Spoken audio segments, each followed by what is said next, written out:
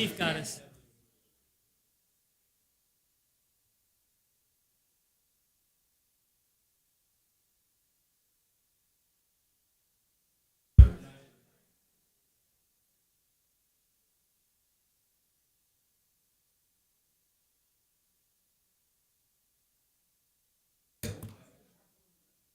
Greg, you ready?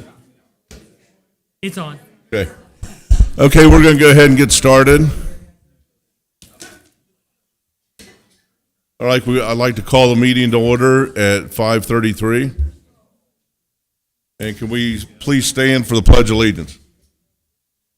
I pledge Allegiance to the flag of the United States of America, to the republic for which it stands, one nation, under God, indivisible, with liberty and justice for all.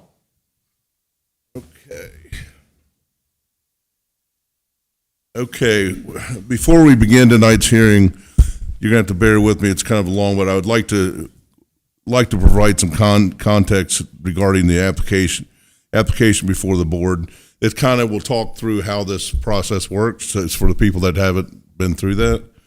The request being considered this evening is for zoning and preliminary development plan. This is the first step in two-step approval process for a planned residential development.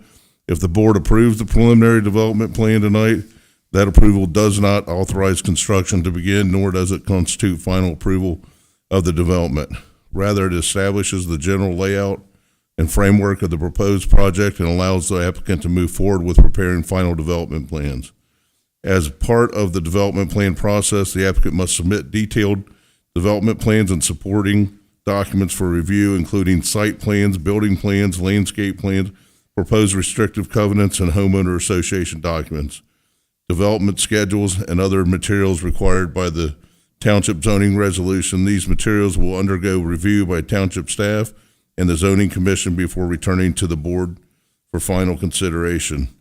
In addition, the roadway improvement, stormwater management, utility infrastructure, and other engineering-related requirements are reviewed through separate process by the Montgomery County engineer, utility providers, and other applicable agencies. Any conditions recommended by the township staff or imposed by the board as part of tonight's action would also be incorporated into the final development plan and reviewed for compliance. It is also important to note that approval of the preliminary development plan does not guarantee approval of the final development plan. Before final approval can be granted, the applicant must demonstrate compliance with all applicable zoning requirements and any conditions established during the preliminary approval process. If those requirements cannot be satisfied, the final development plan may be denied and the property would revert to its prior R1 zoning classification. Tonight's hearing is intended to allow the board to receive information from staff, hear the applicant's presentation, and receive public comment regarding the proposed rezoning and preliminary development plan before taking action. We appreciate everyone's participation and ask that comments remain respectful and focused on the application before the board. Okay. Okay. Yes, so first on the agenda tonight, and only on the agenda tonight, we have zoning case ZC 1-26, a request to rezone approximately 90 acres located at 8090 Dogleg Road from R1 single-family residential to PD1 planned residential district, and to approve the preliminary development plan for a 196-lot single-family residential development. The applicant is Clayton Properties Group, doing business as Arbor Homes. Okay, before we get started, also, I just want to go, some comments regarding the public hearing should adhere to the following rules here. Public comments are limited to 3 minutes per speaker. Each person may speak only once. Speakers must approach the podium and state their name and address for record. Comments should be directed to the subject of the public hearing and are intended for statements, testimonies, and concerns rather than dialogue. Following the close of the public comment portion of the hearing, the board and/or applicant may respond to questions or comments if the information is readily available. And if additional review is necessary, a response may be provided at a later date. Individuals with additional questions following the meeting are encouraged to contact the township administrator or a trustee. Okay. Yeah. Okay. Oh, Staff presentation. Nate, you're up.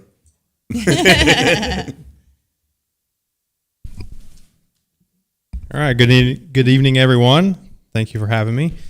We're here tonight for the rezoning request and preliminary development plan for the Butler Pines subdivision, and this is zoning case 1-26. The applicant is Clayton Properties, Arbor Homes. The location is 8090 Dog Lake Road. The request, again, is to rezone the property from R1 Single Family Residential to PD1 Planned Residential District. The purpose is to develop the property into a 196 single-family lot subdivision. As you kind of mentioned a little bit ago, Mr. Thein, the plan development process is a multi-step process. It starts with a preliminary plan and rezone request being reviewed by the Montgomery County Planning Commission. It then moves forward to being reviewed by the Butler Township Zoning Commission. It then is reviewed by the Butler Township Trustees, which we're doing tonight. And then if it were to be approved, there's still two more steps. The final development plan would then be reviewed by the Butler Township Zoning Commission with a final recommendation given to the trustees for their final determination. So like Mr. Thein said, this is not the final step by no means in the process.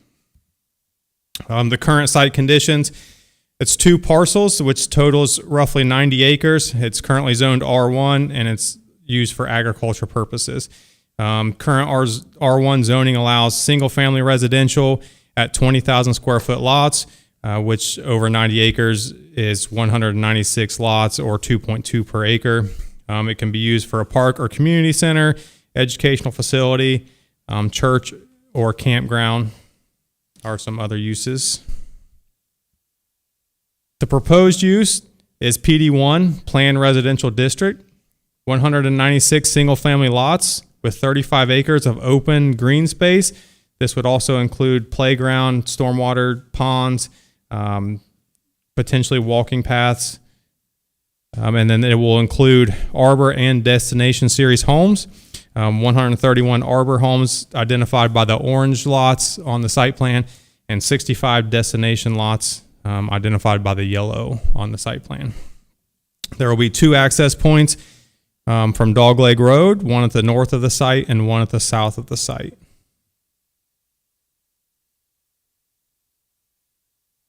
The Arbor homes included in the project would include 12 floor plans, 5 elevations per floor plan. They come in ranch or 2-story options.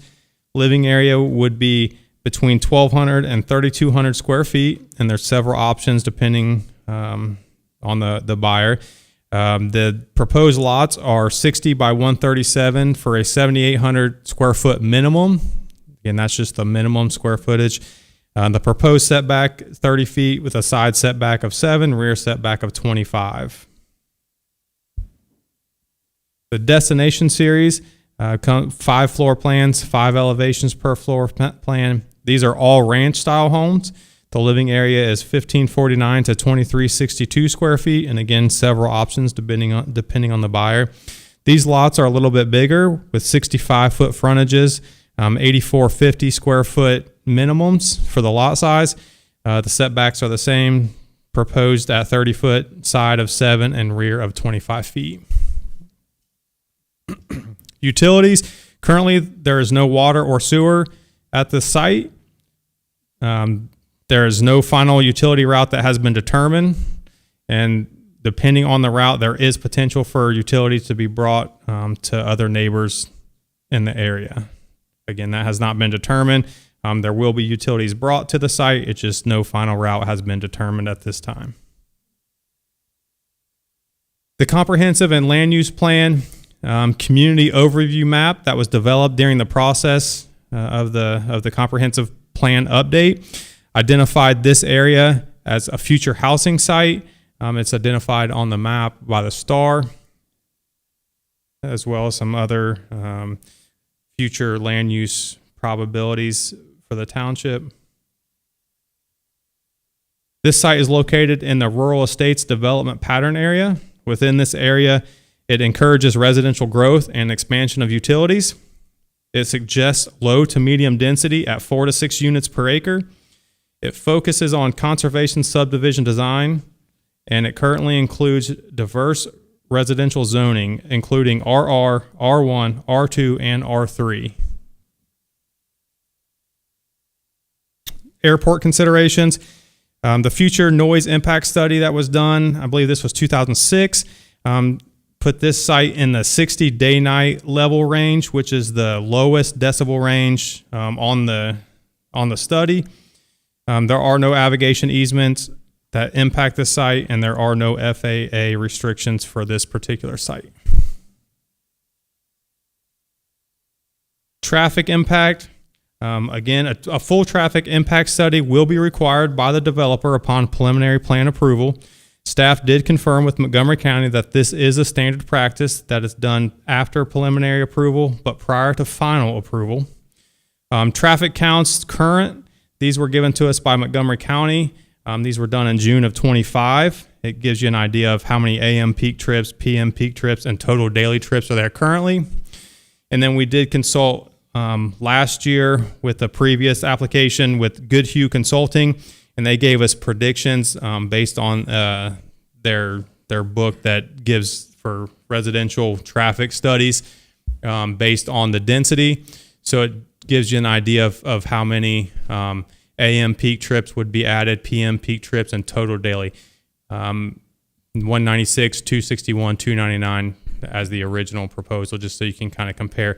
But also please note that if the 196 was approved, this would be at full build out.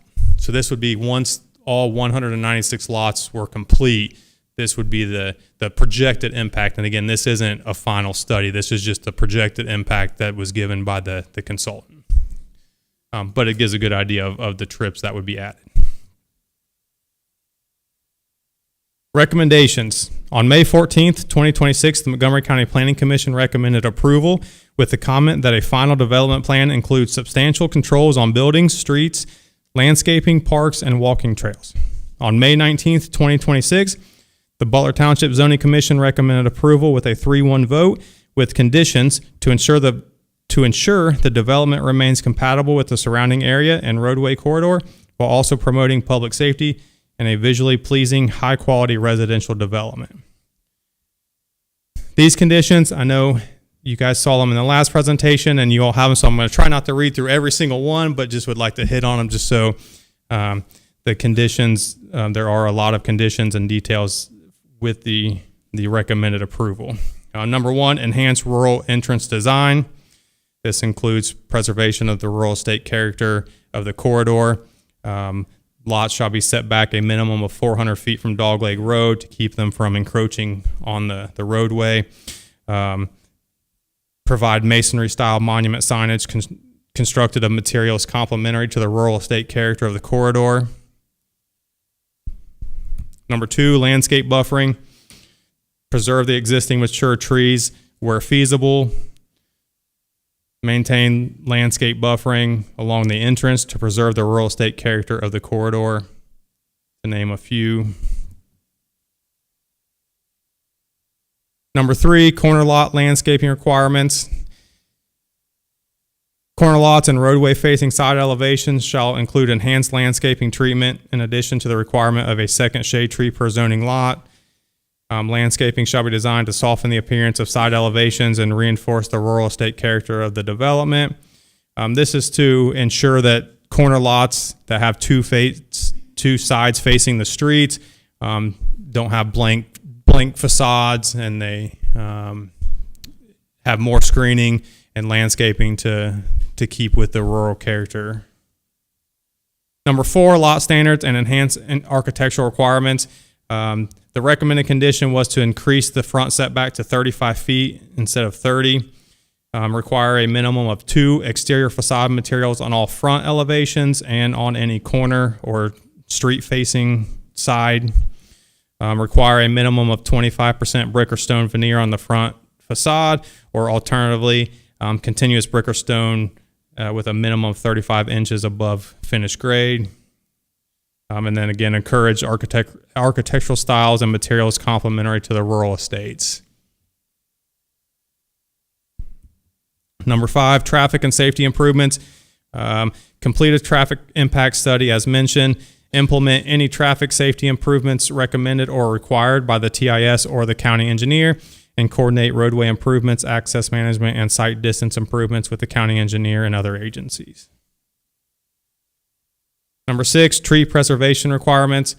Request to submit a tree preservation plan identifying mature tree areas proposed for preservation, preserve significant existing tree lines where feasible, and protect preserved trees during construction activities through appropriate fencing or protection measures. Number 7, lighting restrictions. Utilize full cutoff and downward directed lighting fixtures, minimize light spill onto adjacent properties and roadways, and limit decorative lighting to low intensity fixtures compatible with the rural estate character of the corridor. Number 8, driveway standards. All homes shall have concrete driveways. We are recommending driveways serving 2-car garages shall have a minimum width of 20 feet. Driveway shall maintain a minimum unobstructed parking depth of 20 feet measured from the garage face to the sidewalk or the right-of-way. And driveways serving 3-car garages should be increased proportionally to accommodate additional off-street parking. Number 9, open space and rural character preservation. Preserve open views and natural features where feasible. Include walking paths separated from the roadway. Minimize visual suburbanation along the roadway corridor, and preserve existing topography and natural landscape features where feasible. And number 10, infrastructure and utility development. Coordinate with the Butler Township and Montgomery County officials regarding the routing of the water and sewer extension.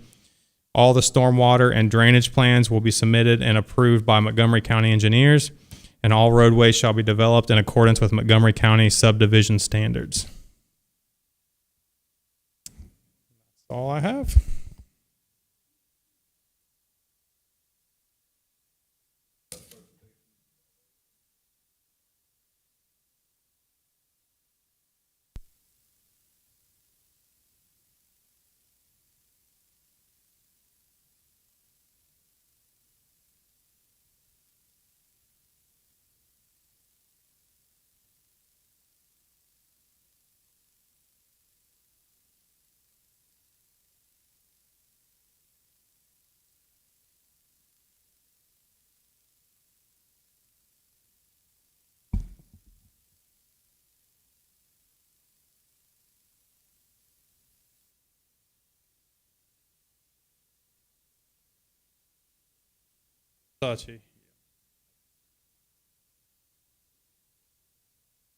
Appreciate it, guys. Good seeing you again.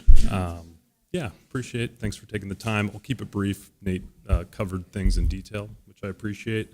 At Arbor Homes, we believe every family deserves a home to call their own and the opportunity to accumulate wealth through home ownership. I guess I put this at the beginning just as a reminder that if this project goes forward, 196 families will be able to call Butler Township their home, and hopefully you all will become friends and neighbors and all will be well.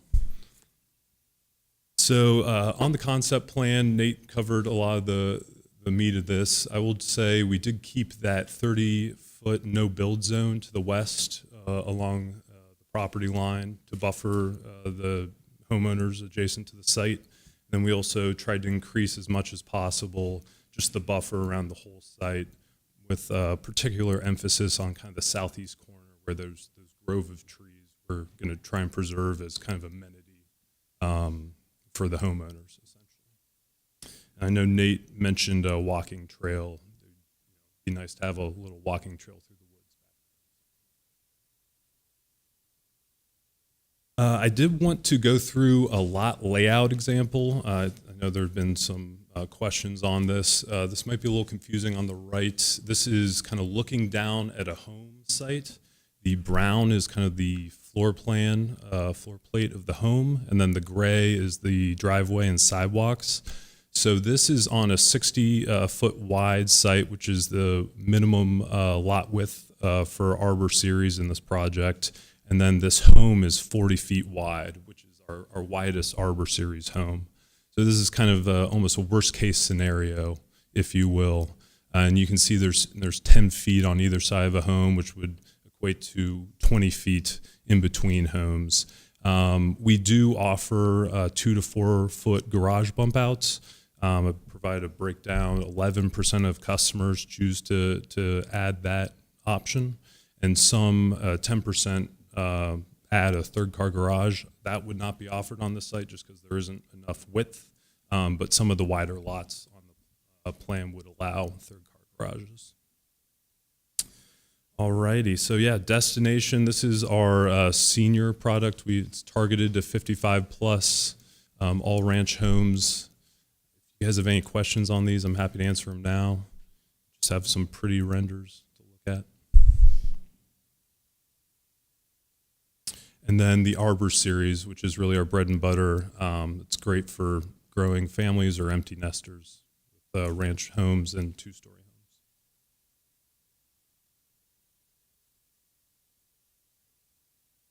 I just wanted to highlight our anti-monotony standard. This is something we do across all our communities. Essentially, any home that basically no two homes either next to each other or across the street can have the same color scheme or elevation. That just kind of helps break up the visual field. We hear a lot about kind of all beige homes. We don't want to have that. We're proud to not produce those kind of communities. These commitments, these are the same commitments that we originally kind of proposed. We would meet these as well as all the conditions that Nate mentioned. Just kind of wanted to highlight that we're also committing to do these things as well. So just in conclusion, this plan is in line with the comprehensive land use plan, increase the tax base, give additional home ownership opportunities to residents, and extend utilities north of I-70. And that's all. Any questions I can answer? Happy to come back later. Yeah, if I can ask really quickly, you were talking about when you showed us the layout that you said was a little bit confusing. You were talking about the, right here. Yep. You were talking about the 10 feet in between. Yep. So when Mr. Farmer was walking us through, he talked about the minimum 7 feet. Yes. So talk to me a little bit about how often it would be 10, how often would it be 7? So normally, it would be 10, just because our base home is 40, or the widest is 40 feet wide, and the lots, or the minimum is 60. I can't give you a percentage now, because sometimes, say on this lot, like a customer could choose a 2-foot garage bump out, because they have enough space, given the current setbacks of 7 feet. So it could be a little smaller than 10 feet to the property line, but typically it will be 10 feet. So it would be based upon the individual homeowner's customization. Yes, exactly. They get to choose, hey, as long as it meets the zoning regulations. They can't add a third car garage in this instance just because there isn't the space. Understood. Thank you. Yep. Anything else? Thank you.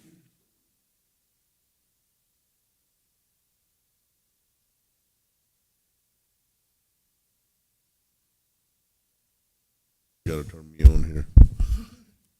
Okay.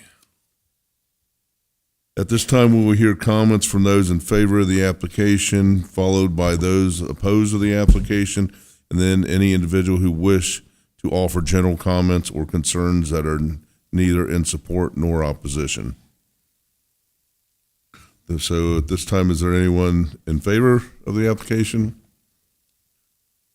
Anyone against the application? All right, who's getting up first? Sure.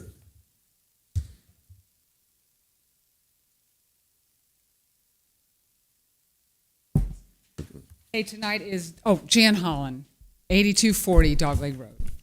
Tonight's vote is not about a subdivision. It's really about whether Butler Township will follow its own laws, honor its own planning standards, and protect the residents who place their trust in you. The decision will permanently alter the character of this area and set a precedent for the future development in Butler Township.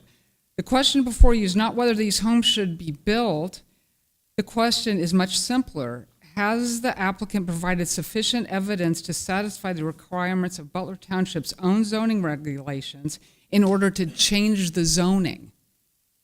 The answer is no. Article 19, Section 1906, which I gave you guys, your own document, it states the township trustees shall only approve a plan development zoning application when there is enough information to make specific findings of fact based upon evidence presented. Not the assumptions, not promises, or not future studies. Evidence now. The law requires 7 separate findings before approvals can be granted.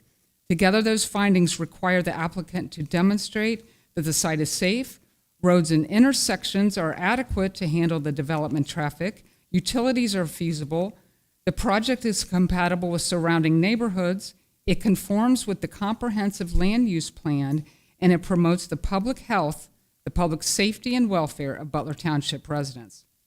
These aren't suggestions or recommendations, they're legal requirements. If every one of those findings cannot be supported by the evidence already in front of you guys, then the application has failed to meet the standard established Butler Township's own zoning code, and you must not change the zoning now. Critical information remains missing. There's still traffic concerns, road improvement needs, compatibility with existing rural character are all unclear. Important studies and supporting documentation have not been completed, and in your Article 19, it makes it clear that the applicant may need to provide traffic studies, engineering studies, and other supplemental documentation to justify this PD change. If those studies are still needed, then the evidence required for your approval does not exist.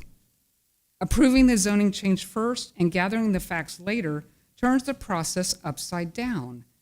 The purpose of Article 19 is to ensure the facts come before the decision, not after it. This is not about being anti-development. It's not about saying no to growth. Growth can and should occur when it respects the community, follows the law, and demonstrates that it can be accomplished safely and responsibly.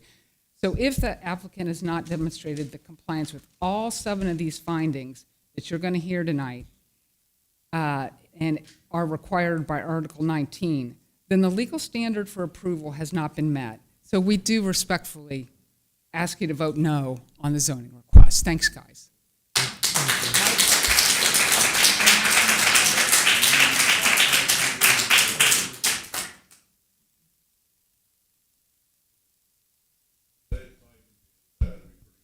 It was, you were right on, Jan. Maybe 2 seconds. Good evening, everyone. My name is Michael Heyer. I'm at 8240 Dogleg Road, and the first thing I can say is 7 feet between new houses is crazy. Crazy. Section 1906A1 of our Township Zoning Resolution requires the applicant to demonstrate that the physical character of the site is suitable for development without creating hazards to persons or property due to flooding, erosion, or other dangers and inconveniences. The applicant has not met these requirements. To date, no site-specific hydrologic, stormwater, or engineering studies have been provided that demonstrates this property can be safely developed as proposed. Critical questions remain unanswered. Where will stormwater runoff go? How will neighboring properties be protected? Will drainage systems function during heavy rain events? And who will be responsible for long-term maintenance of stormwater infrastructure? These are not theoretical concerns. Residents west of the proposed development already experience flooding, yet the applicant has provided no detailed runoff modeling, no drainage studies, no detention basin design, or erosion control analysis to demonstrate that existing conditions will not worsen. The physical suitability of the site remains unproven. The application lacks sufficient evidence regarding flood risk, stormwater management, erosion control, ground stability, and other site-specific constraints. Without that information, there is no reasonable basis to conclude that this property can be developed safely at the scale proposed. The application also fails to adequately address construction impacts. No meaningful plan has been presented to protect neighboring residents from dust and air quality impacts during grading and excavation activities. These concerns are amplified by the builder's history. Public records document numerous homeowners' complaints involving water intrusion, leaking roofs, HVAC failures, uneven floors, and structural defects. In addition, residents at Arbor Home Summit Landing development in Tip City reported extensive blasting activities with dynamite that occurred twice a day for approximately 6 to 8 weeks. This proposed development sits near Stone Quarry Road. Stone Quarry Road, it's called that for a reason. And nearby properties contain creeks and natural limestone formations, yet the applicant has provided no analysis regarding subsurface conditions, potential blasting, vibration impacts, or related risks. Neighboring property owners have been given no assurance that similar activities will not occur here. The public record is equally clear. Since the first meeting on this proposal in August of 2025, not a single resident has appeared before this body to advocate for approval. Not one person. In contrast, residents have consistently expressed concerns about flooding, safety, traffic compatibility, and the overall impact of this development.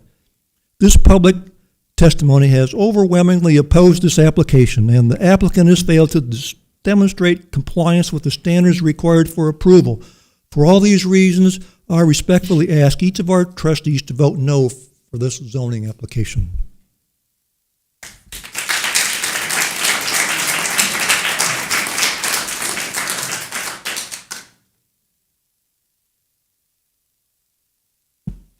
Hi. Amanda Neely, 8291 Dogleg Road. Okay. Okay. So my husband and I, most of you guys know my husband, Matt, we have lived at 8291 Dogleg Road for the last 18 years. My husband actually grew up right across the street at 8300 Dogleg, where currently my brother and sister-in-law now live. My husband's a dentist in the community. I'm a LifeWise teacher in our community. We love this community. We love it. We serve it. We just are just so invested in this community. So we chose to live in this area because of the country feel, with our house sitting on approximately 5 acres. So over the last few years, the traffic on Dogleg has been increasing, as well as the accidents have been increasing. My niece, who lives right across the street, just a few weeks ago was hit by another car as she is trying to turn into her driveway, which I believe Jan gave you a picture of that, correct? Okay. Which totaled her car. So I'm here to discuss the lack of adequate access and traffic circulation. This is in section 1906A2, requires evidence that the site will be accessible from public roads that are adequate to carry the traffic imposed by the development, and the internal streets will safely and efficiently serve residents and generated traffic. Yet, the traffic study is deferred until after zoning approval, violating prudent planning. Approving the zone change before understanding the impacts put the community in position where density has already been approved and the road improvements become an afterthought. Dogleg Road is a narrow, rural 2-lane collector road already experiencing exponential traffic growth over the last 4 years that's created dangerous conditions for our residents and community.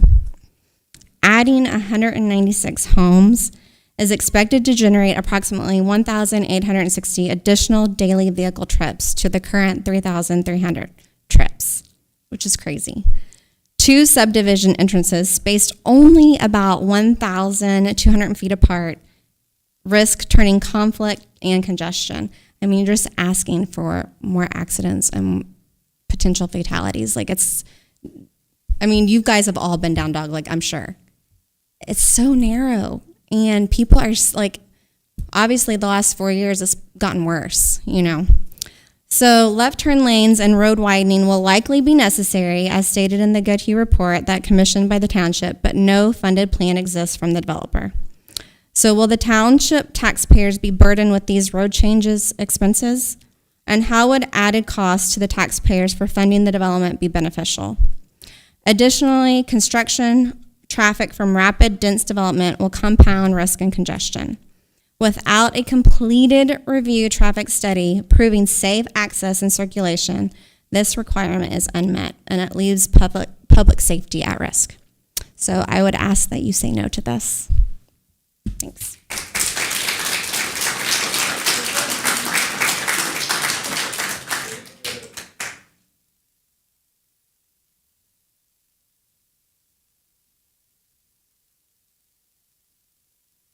I apologize, but this timer and me are not getting along, so I've reverted to my phone.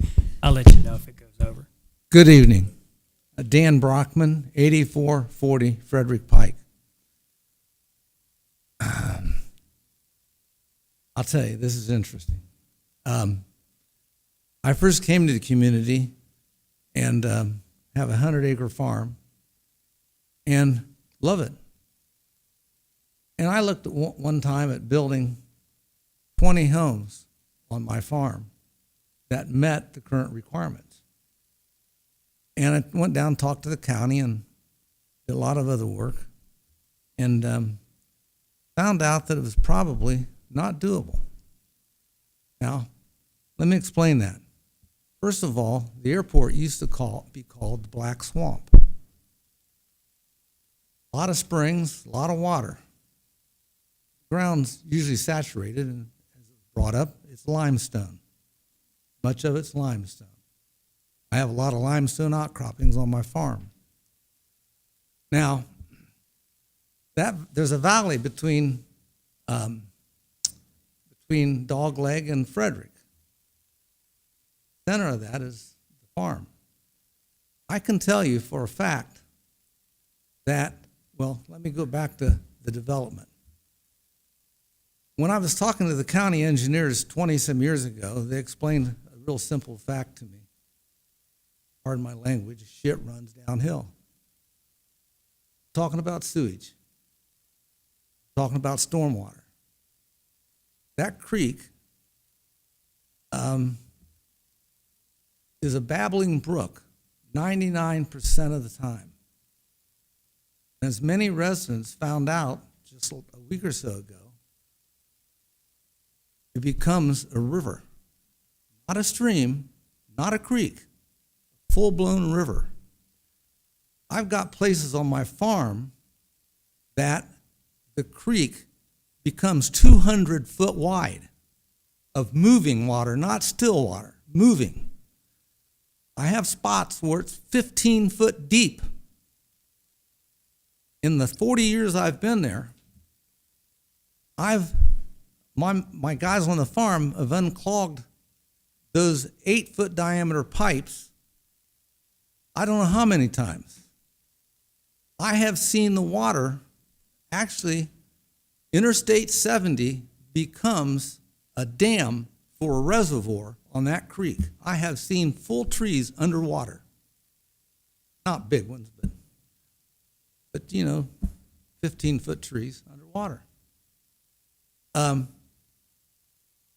Those 8-foot tiles, what happens, we get a good rain, and this happens, I would say, every 4 years or so. I know it's happened 8 to 10 times since I've lived there. And like I say, I've seen the water get close to the Interstate 70. None of us want to see it go over. And you look at those tiles, 8 foot in diameter, they've got pictures of me, and I'm in this shirt. I just noticed that tonight. Yeah. I'm standing there like this. Those tiles look big. Hey, Well- hey, Dan, we're over the 3 minute. Okay. That's way sorry. I know you're just getting into it, but I'm sorry. Okay. Okay. Thank you, Dan. I've got a great story. We'll tell it later. Okay. All right. Thank you.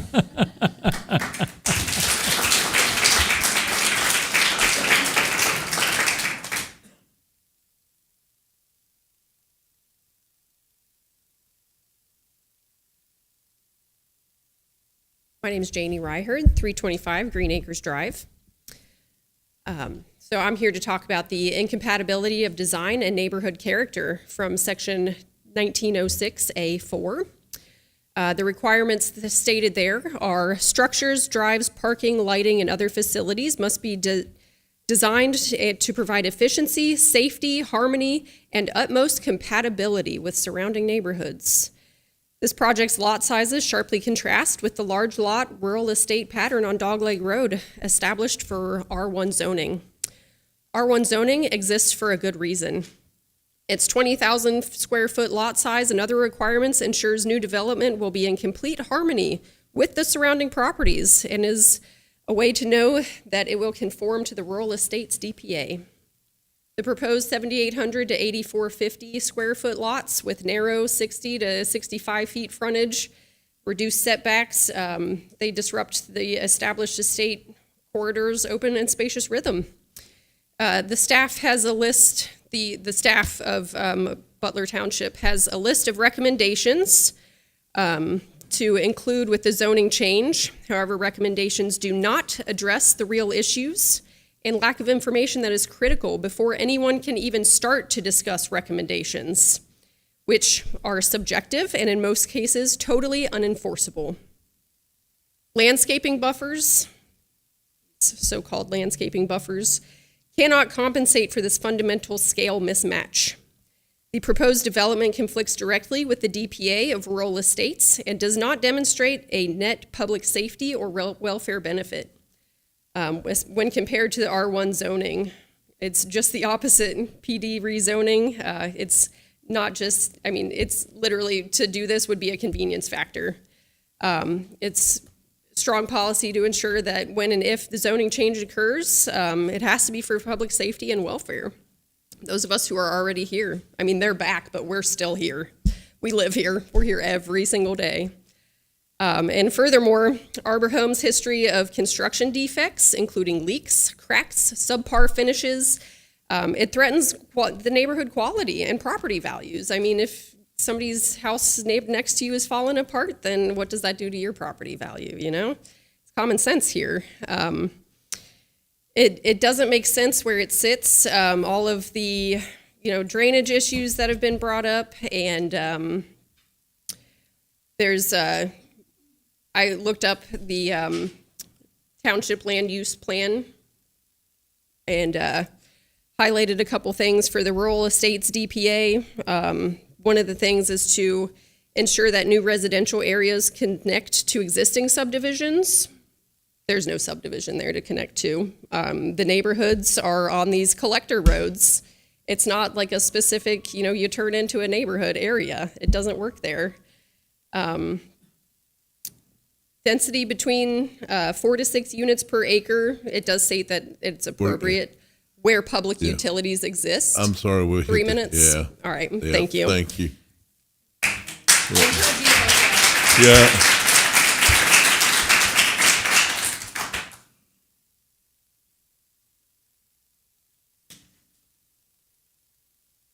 Amanda Lytle, 8095 Dogleg. I'm doing 1096A5. This proposed development can substantially completed within the period specified. No phasing or construction schedules accompany this application. The infrastructure extension, permit, and traffic mitigation timelines remain undetermined, making reliable scheduling impossible. How long will it take to do the water, the sewer? What are the disruptions to the neighborhood? Which is very important to my family because I live directly across from this property. Directly. The neighbors who are connected to this property had a party this weekend for their son's graduation. They had to physically go out and stop traffic to let their people leave. It's just getting kind of crazy. So without firm scheduling and milestone commitments, this requirement is unmet. And I would like to kindly ask you guys to leave the zoning as it is. We are all for development if that's what is needed, and it is. We understand that. We just want it kept what we live in now instead of looking like Vandalia. I moved out of Vandalia for a reason because I love the township. And I don't want it to change because I don't want to leave again. So thank you guys.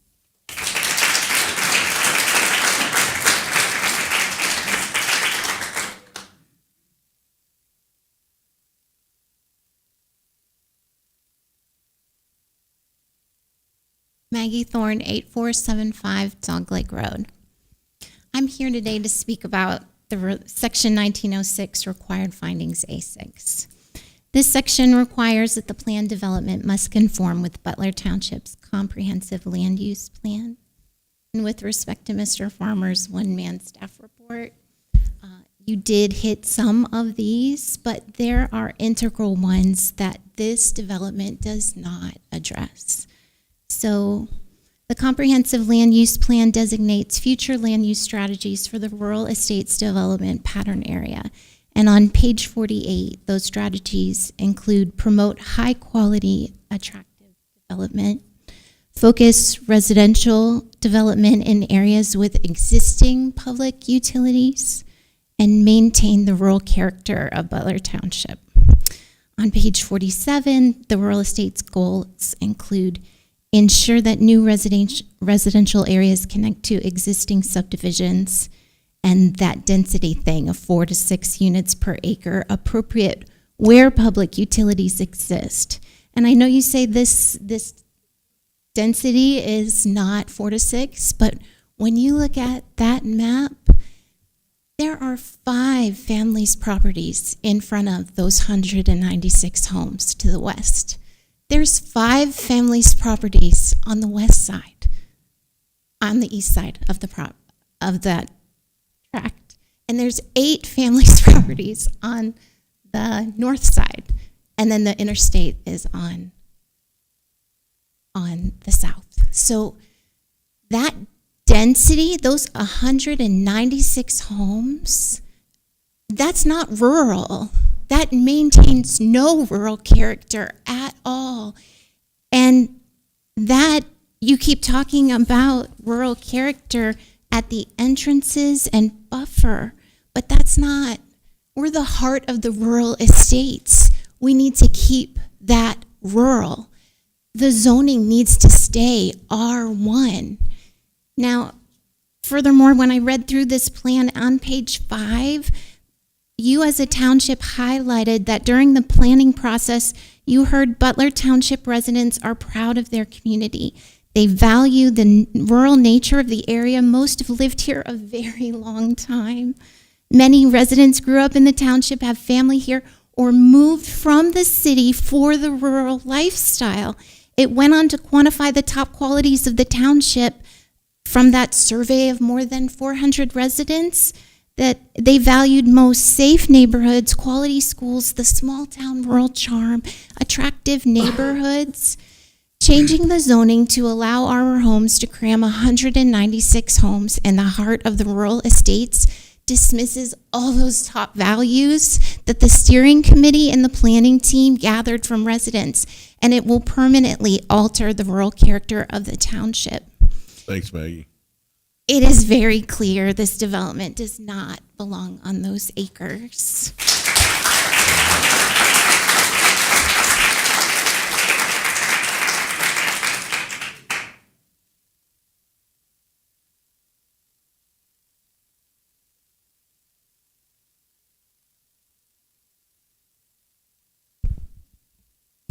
My name's Ralph Shaw, 661 Martindale Road. I had some things I've written tonight. These people have eloquently covered a lot of what I was going to say. But part of what I'm going to still read to you concerns a place that I've talked about before. It's called Allwood. Thousands of people from all the country visit here for Allwood. They come here to hike. They come here to enjoy the environment. Thousands of kids take classes there and learn about nature. Allwood will be affected by this development. I'm saying even light pollution that far away can happen, but the water, the runoff, all these things are going to affect it. And plus, it doesn't welcome what our community is when people come from different places. So I'm going to read part of what I wrote, and it concerns Allwood.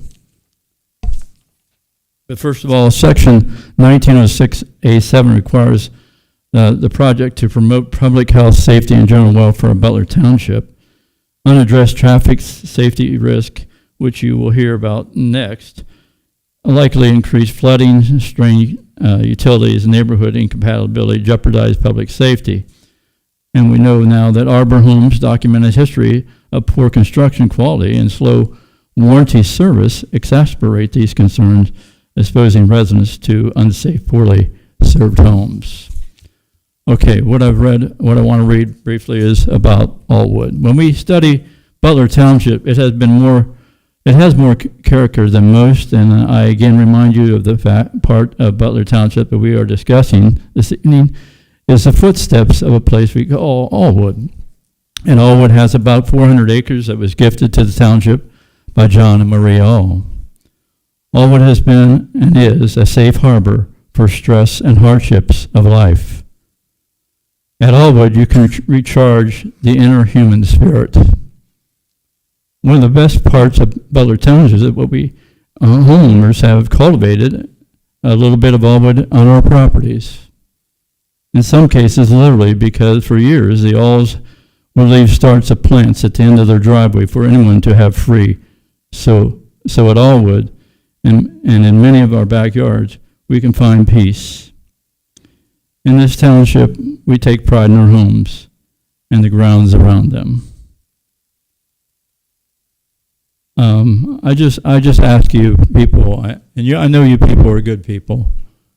You're here to do a job, and you care about your families, and you care about safety of your families. You care about compassionate, and I know that, but I'm asking you to think about this long and hard. This is a big deal to the community. Okay, thank you very much.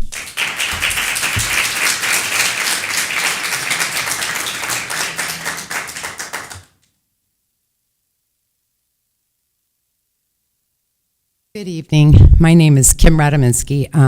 I live at 2201 Kirshner Road. I also have a property at 7830 Dogleg, which my daughter hopes to move to in the next few years. I've lived in Butler Township for 29 years, moved from Frederick Pike at 20 years, went a little more rural to Kirshner Road, which we absolutely love. So I'm going to talk a little bit more about traffic issues. So the traffic concerns are severe and unresolved. The required traffic impact study has been postponed until after the zoning approval. The community does not know the change to our traffic landscape. Adding 2 subdivision entrances about 1,200 feet apart creates turning conflicts, congestion, and increased accident risk, and no one wants this. Emergency vehicle access and response time may be compromised. Whose land will be taken for widening?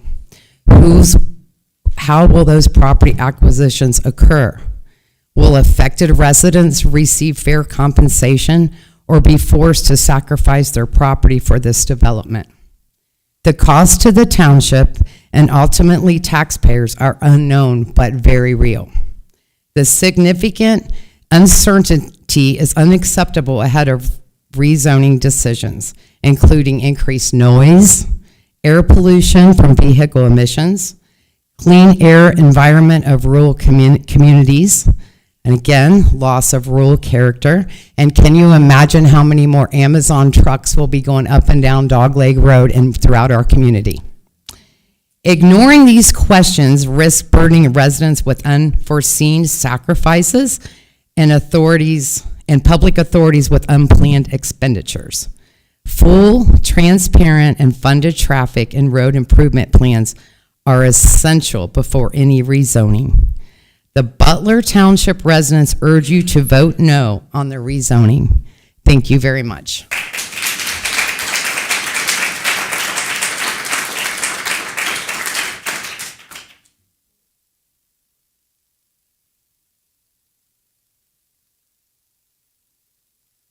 Good evening. I'm Tom Heck. Me and my wife, we live at 7337 Dogleg Road. I had a longer presentation, but I can't top this. I think the detail that all these presenters went into cannot be matched. My general observation of this is in trying to be somewhat objective, not just emotional like we all are, the objective facts that I see are legally from the land use and the Butler Township resolution documents. Number 2 is I fear that any decision that's made now, we're going to be the recipients of it long term, which you all know, but I think it's important to rethink that. Arbor Homes or any developer, I don't care if it's Arbor, whomever, they're here for one reason, and I get it, but I think Butler Township has been and continues to be very fair to them. They are building homes there. I have not heard anything or anyone come to any of these meetings that we've been attending to say, oh, this is the reason that they should go to 196 homes. So right now, other than from a fiduciary standpoint, I don't see any reasons why this should be approved. Also, be aware that I don't know if it is turned down tonight, if they would appeal. Just be aware of, I like to call it appeal fatigue, that sometimes I've been on different boards at hospitals and so on, that sometimes when appeals keep coming and coming and coming, the easy thing to do is to approve something just to get it off your plate. So if this would become a recurring theme, realize that nothing has changed and that don't get weary because it may or may not show up more than one time. So I ask that you vote this down. Thank you.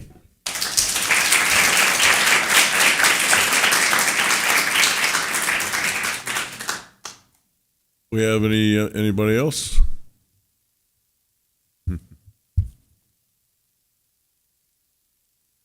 I'm Audrey Holland, 2050 Kirshner Road. I was very disheartened last meeting. I think it was the trustee rezoning or zoning. Is that was last time? I could tell that when they came already prepared to say yes.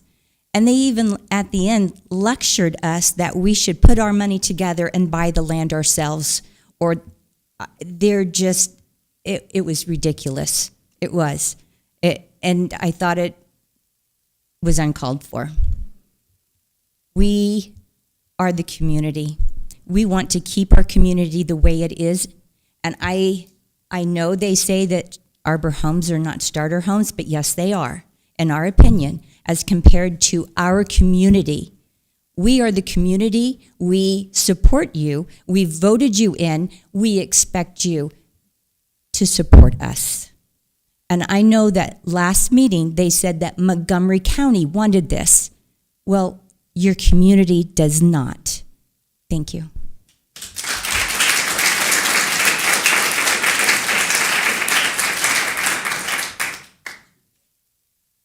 Anybody else?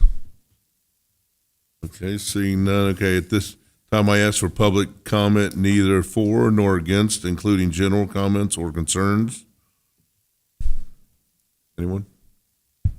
Yep, you gotta state your name and oh yeah, yeah.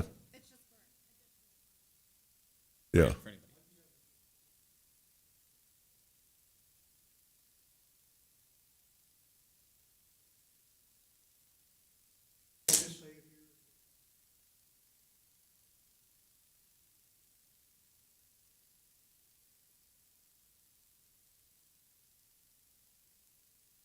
Okay.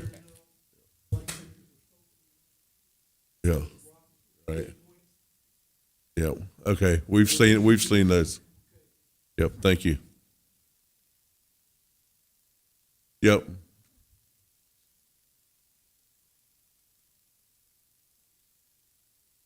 Please state your name and address. Thanks. Gail Brockman, 8440 Frederick Pike. Some of our properties at close to the highway too. That's where we get the tunnels. And we weren't supposed to clean out those tiles. We paid someone to clean out the tiles. It was the county's job. But anyway, we still left one there. So you could see it on the pictures. And like my husband said, it's like way above. And what about Alvera? How in the world did those poor people flood that area? Well, we got Concrete City up here where the airport is. Where does the water absorb on the concrete? It doesn't. It just comes on down. So you're going to have concrete, 196 houses over there, and you're going to have, that was kind of skewed the cars. You know, you got 2-car garage, 3-car garages. How many people have only 1-car garage in a single family? So I'm saying there's 400. You make 2 trips. You go to work, you come back. That's 800 trips, okay? I go down Kirshner, I can't turn left. I go right. I go all the way down to from Frederick to National because I can turn right there.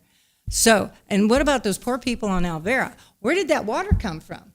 Did it get absorbed? No, because we got Concrete City up there in Vandalia, and and it did provide jobs, and so I'm dealing with that. But now we got to deal with Butler Township. That's in Vandalia. This is Butler Township.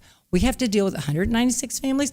And by the way, on that landlocked area at 17 acres, I think, are they still going to allow people to hunt? You know? Anyway, that was very clever. I'll get into that later, but somehow they got ramboozled into faking it that somebody was going to buy this land so they could hunt on it. I don't think so. I think somebody else owns it. So I just thought I'd throw that out. Anyway, so I'm upset. I'm trying not to be, but I love Butler. I don't mind housing. You know, like my husband said, he tried. We have to have a 200-foot space for driveways. And on Stone Quarry, they had a little cul-de-sac type thing where people could, you know, have 4 homes with a reasonable amount of acreage. We can't do that either. But if it's according to A19, we don't screw it up either. We want to go by what they say, what you say. So please support us in voting no.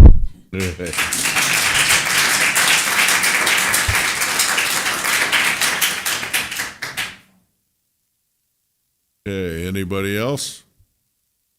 All right, at this time, we're going to do the applicant rebuttal. You guys have...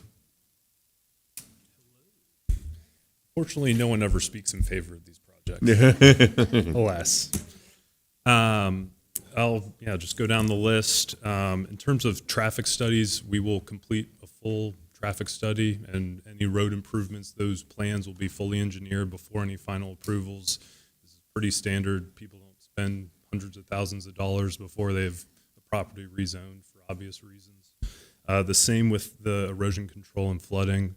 All those plans are going to go before the county engineer. I'm sure your engineer will review it. Our engineer is putting their stamp on it. Those plans will go through the proper approvals.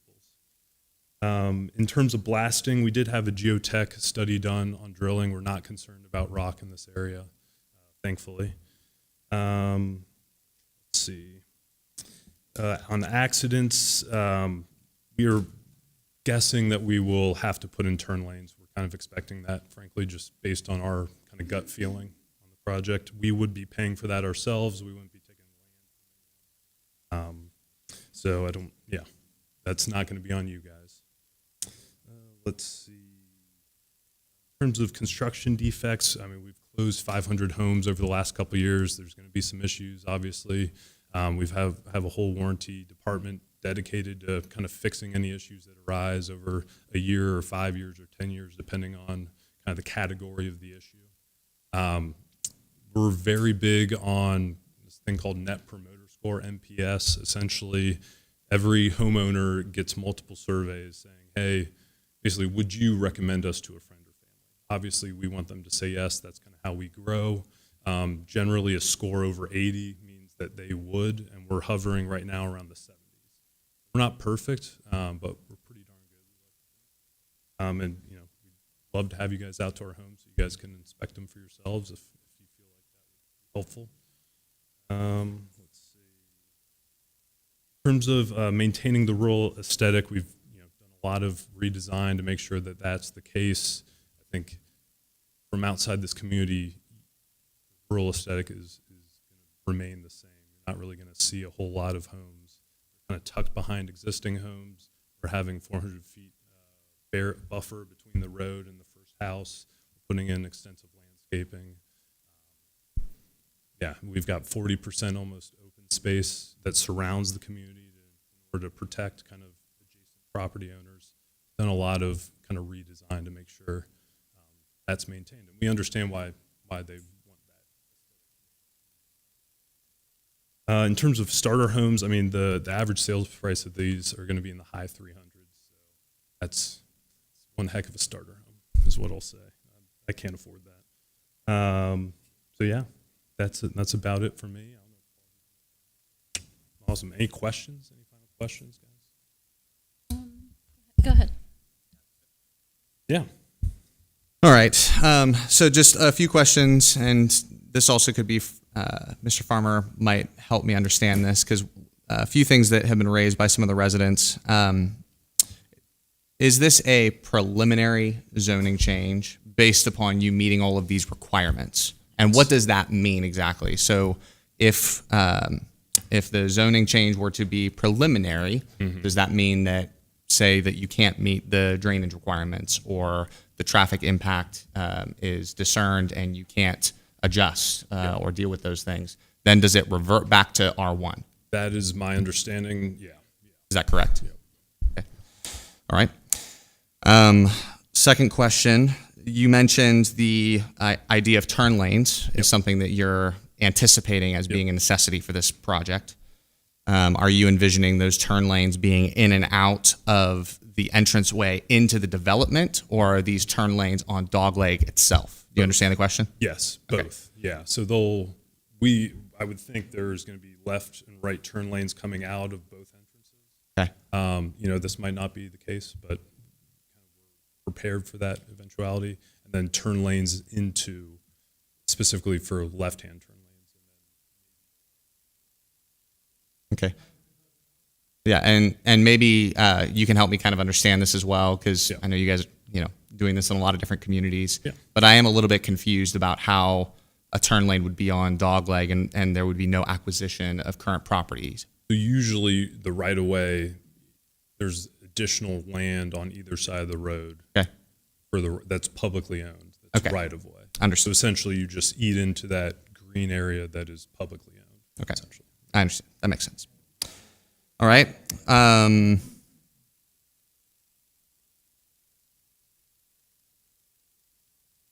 Okay, and just to confirm, as you stated in your rebuttal, the question of road improvements and anything that is required by the county or the township in the final development plan, Arbor is 100% responsible for all of those. That is not incurred by the township. Is that correct? Road improvements, yes. Yep. Understood.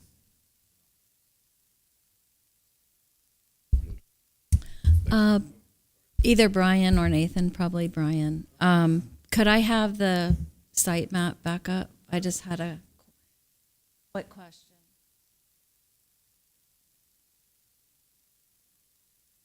Thank you.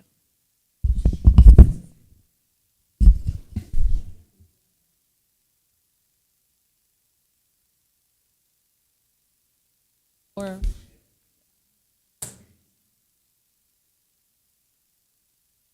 yeah, I just have a question about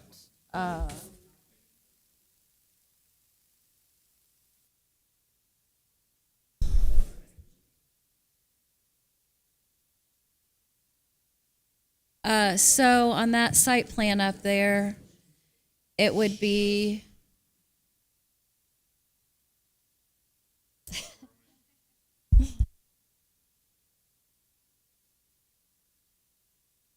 it's fine the way it is. Thank you. Thank you, Mr. Farmer.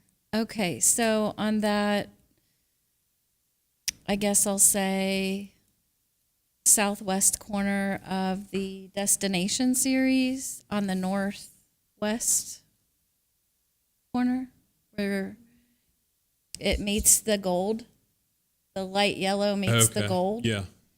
And you have the pink line, and then you have the buffer. That last light yellow one doesn't have a buffer, or is that correct? Yes, but we can add I was just wondering. that. Yeah. Okay, just checking. Also was curious about the destination being in the back of the plat. So I'm 55. Yeah. So I would, everyone, public record. Yeah, so I'm 55, so that would be something that if I were going to move out of my current home, would be interested in. But I wouldn't necessarily want my mom and dad in the back of a plat with children on that north side, because they would be going past all the kids running around the street. Is it typical to put them in the back, the destination? It's on the south side, so it's direct access from the southern entrance. Right, but those northern ones probably won't use that southern entrance. Yeah. So, but just the setup you have there is typical? Yeah. Okay.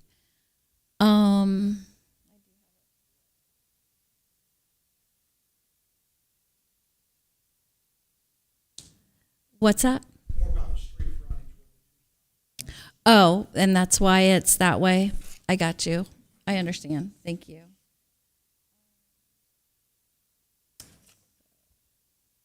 Is someone regulating the 55 plus, or is it really No. just for anybody, but it's just geared toward 55? We will sell it to anybody, Okay. but it's kind of targeted To them. 55, yeah, and designed for. Okay. Okay. And last time we spoke, you guys had something in your materials about one-sided street parking. I was just wondering, has that been corrected or addressed? So we're still planning one-sided. Yeah, that's what we're. Okay. Okay, and then when you guys are talking about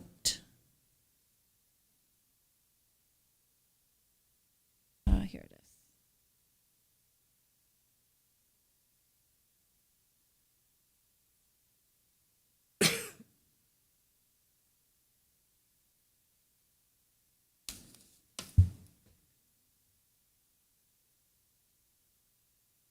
Apologies for the delay.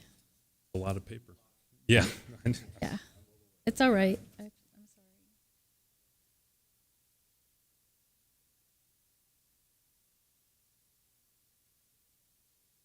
sorry. It was pertaining to driveways, and I think I heard you guys say like 2 cars in a driveway. Yeah. Okay. Like typically there are 4, right? Or 4 cars to a driveway. So depending on 35 feet setbacks, we can potentially get 4 cars in a driveway. So 2 can fit side by side. And just depending on the driveway length, you can potentially get 4 plus the 2 in the garage. Is that something that the buyer would negotiate with you, or is They could. to get a longer? Okay. As long as it fits within the set. But we have a lot of room. These are relatively big lots compared to a lot of communities. Okay.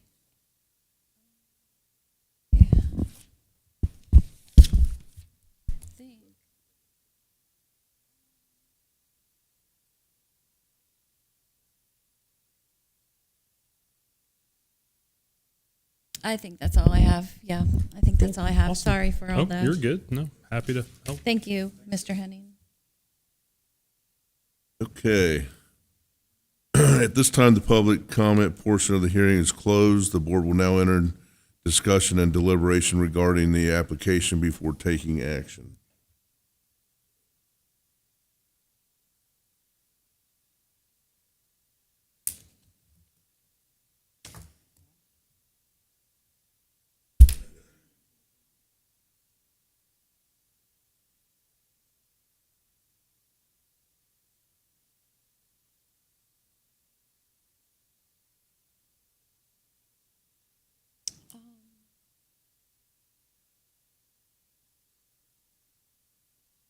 I do not have anything.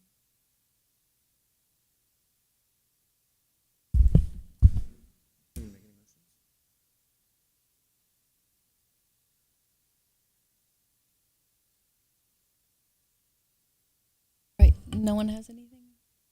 No, okay.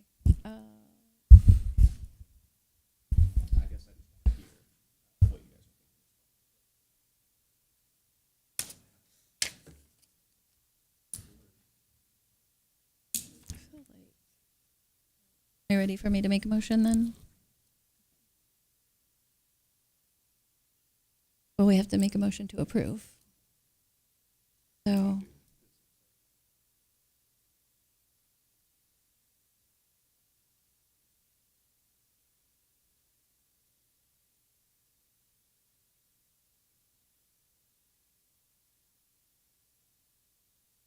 Actually.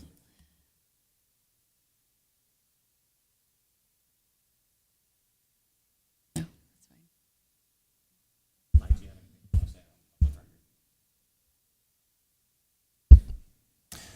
All right. I suppose I want to address some of the things, at least that I'm thinking, just for the record, for everybody to hear my thoughts. So obviously we've been going through this process now for over a year of conversation surrounding this property. So I think that it's important for all the residents to hear everything that I'm thinking and wanting to weigh as far as decisions on the vote. So I guess I'll just start by saying that I'm intricately connected to the neighborhood, and a few reasons. Mike still lives there. I don't live there anymore, but my parents live on Kirshner, and I worked at First Grace at the corner up until 2022. Personally led the charge on that Kirshner picnic the last few years since my first year as a trustee. And so I love our community, and I love the connection and everything that it represents.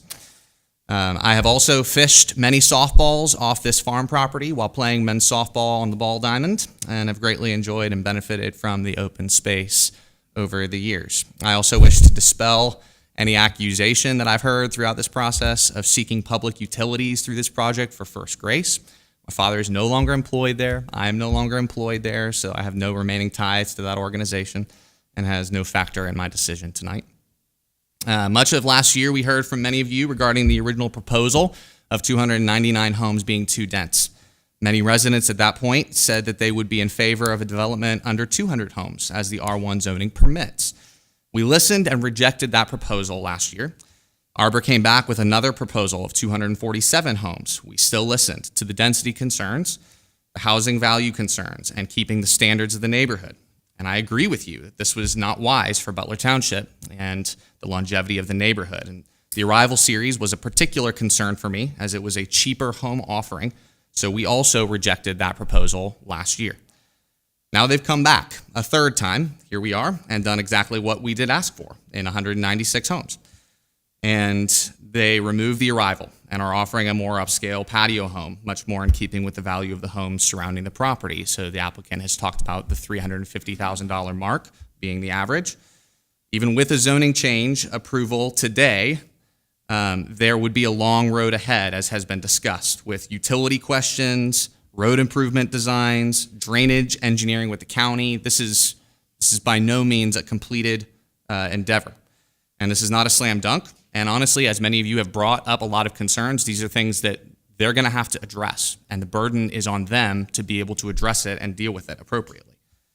So the regulations Arbor will have to follow if passed in order for this to be a legal reality. So the bottom line is nobody ever wants a new development in their neighborhood. That's a fact. Behind their home or on their street. And there's a few reasons why. It's messy, right? It's noisy. It's a bother. I believe, though, that people have the capacity to sell their own property. And the Paulette family, they have a right to sell their property within reason. And after speaking with them yesterday, hearing their perspective, I've decided to move to approve. Their property has been on the market for 2.5 years, and farming is not viable at this point. They aren't selling out to warehouses like many of the property owners did on the north side, or pushing for some sort of annexation. They're genuinely pursuing something compatible with the region and helpful housing development for the township as a whole. And I'll just speak even to the reality of my parents, and I know many that have these larger properties. The upkeep is a hardship, and it is something that is a reality, especially with that age. And I'm going up helping my parents mow their grass and things like that occasionally, just because it's, multiple acres is a lot. And so that's a reality. The upkeep of property is something that, as I look at this design, I understand what they're trying to do in this offering for future residents of Butler Township. And I'll also say that as right now, there are 3 younger couples in my church that are in their 20s and 30s that have recently bought into neighborhoods that are similar to this. One at the Arbor Homes, Summit Landing and Tip, and one in Xenia, one in Huber Heights. These kinds of people, I see faces to the names of people who are buying into properties like this, and they are people that I would love to have in Butler Township. The zoning board has also recommended this plan for approval, which I just want to say is another important cog for me, and here's why. They are not the ultimate decision makers on this proposal. The trustees are, but I value their input as business owners in the township, and I think it's wise for us to heed and listen to their recommendation. The school as well has given us their word that they say that they would be in favor of this. The school board has given us a letter of recommendation. Obviously, they're responsible for their own management. We're not responsible for how they manage things, but they have at least stated that, and that's helpful for us as well as we think through this decision. The residents just voted for the police and fire levies as a tax that they considered necessary, and we are thankful. But what happens when we reject all housing developments over the next 5 years? We're forced to come back and ask for more, which this is a burden on every taxpayer that we are accountable to in the township. And we need to receive responsible development so we aren't contributing to the overtaxation we're all facing in Montgomery County.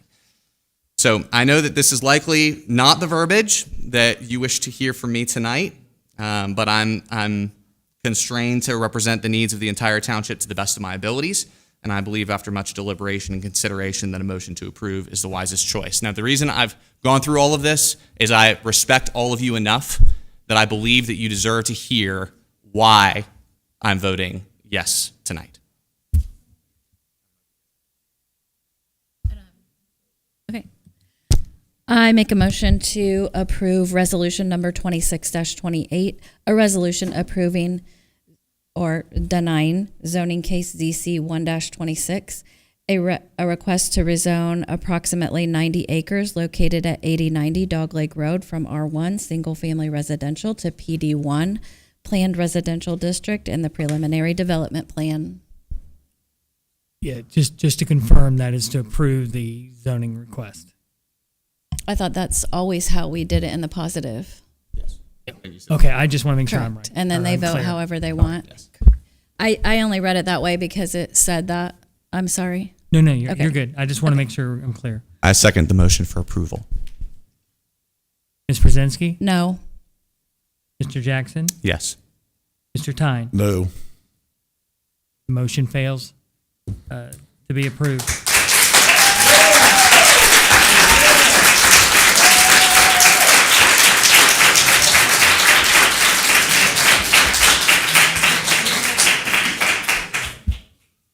Okay, at this point, we're going to go to the informal business.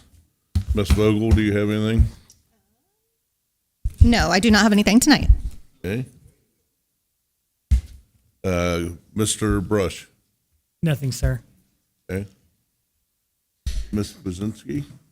I just want to thank everyone for coming to the meeting. I know that you all are invested in our community, and we appreciate your attentiveness to the matters, and feel free to attend more of our meetings. Also wanted to congratulate a previous trustee, Mike Lang, who is now going to be Chief Lang in Huber Heights. I think that he will be taking that police department to the next level. So I just wanted to give a shout out to a prior trustee. That's all. Mr. Jackson? I have nothing else to report. Okay. I make a motion. I just want to say thanks to everybody that came out and all the hard work that everybody's done. So I appreciate it. Thank you. Okay. Yeah. We need to make one more motion yet. We need to make a motion to pay the bills. Okay. Hold on. Hold on, everybody. We still got our meeting going on. Yeah. I know you're excited, but one moment. Okay. We need a motion to pay the Yep. bills. I make a motion to approve the financial statements and pay the bills of the township. I second the motion. Ms. Pruszynski? Yes. Mr. Jackson? Yes. Mr. Thein? Yes. Thank Okay. The meeting will be adjourned at 6:56.